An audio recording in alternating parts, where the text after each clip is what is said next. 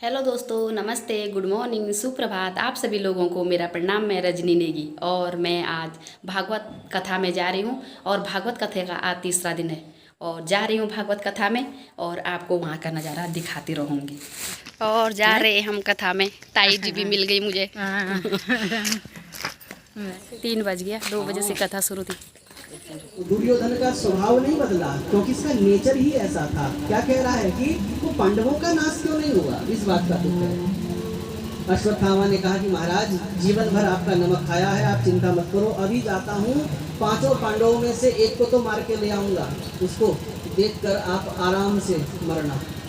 और अश्वत्थामा गए हैं। आप जानते हैं कि आज पांडवों को विजयश्री प्राप्त हुई और भगवान श्री कृष्ण पांडवों के साथ विजय का जश्न मना रहे हैं। और आज मानो भगवत प्रेरणा से ही जो उस युद्ध भूमि के बीच में पांडवों का जो शिविर था, आज पांडवों के शिविर में पांडवों के ही समान दिखने वाले जो उनके 5 बच्चे थे ना, जो युधिष्ठिर का पुत्र थे, वो बिल्कुल युधिष्ठिर जी की तरह ही दिखते थे।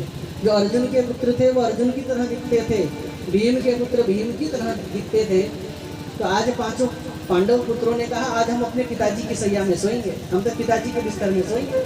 अब पांडव तो भगवान श्री कृष्ण के साथ विजय का आनंद मना रहे थे और आज रात्रि को पांडव पुत्र अपने अपने पिता की सैया में शयन कर गए। और इधर अश्वत्थामा पांडवों का अहित करने के उद्देश्य से पांडाल में प्रवेश करता है।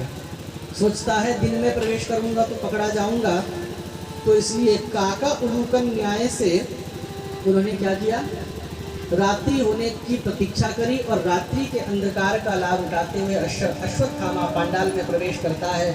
और बिना विचारे जो करे सो पाछे पछताए, जल्दीबाजी में था इसलिए उसने ढंग से देखा नहीं कि ये पांडव नहीं उनके, ये तो उनके पुत्र हैं। बस जल्दीबाजी में पांडव पुत्रों को पांडव समझकर इन्होंने 5 का मस्तिष्क धड़ से अलग कर दिया। 5 को एक वस्त्रों में लपेटकर दुर्योधन को कहा कि देखो महाराज, आप तो एक की बात करते थे, मैं तो 5-5 लेकर आ गया। हाँ, अब तो अभी लाइट चली गई है।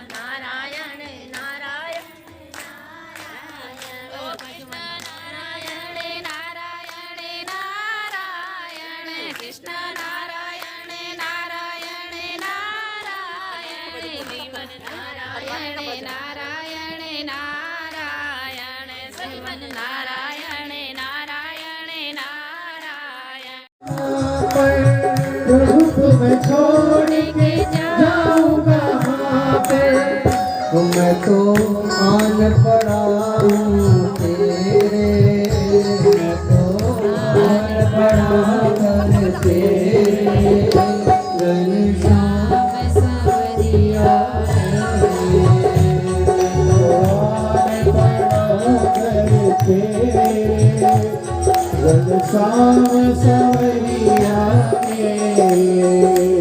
भ्रुकुटी का भेदन करके एक बच्चे के रूप में प्रकट हुआ। वो बच्चा बहुत रोने लगा तो नाम पड़ गया रुद्र और यही भगवान शंकर कहे गए हैं। बोलिए शंकर भगवान की। और उसके बाद ब्रह्मा जी ने 10 ऋषियों को प्रकट किया। कितने ऋषियों को? मन से प्रकट किया, मानसिक सृष्टि की है। लिखा है मरीचिरत्रंगिरसौ पुरस्यः कुलः क्रतुः भृगुर्वशिष्ठो दक्षस्य दशमस्तत्र नारदः। ब्रह्मा जी ने मरीचि को प्रकट किया, अत्रि को, अंगिरा को, पुलस्त्य को, पुलह को, क्रतु को, भृगु को, वशिष्ठ को, दक्ष को और दशमस्तत्र नारदः। ये 10 ऋषि प्रकट हुए हैं। तो भी हो सकता है इसलिए आज ने कथा को फिर समय पर ही छोड़ा है। के बिहारी तेरी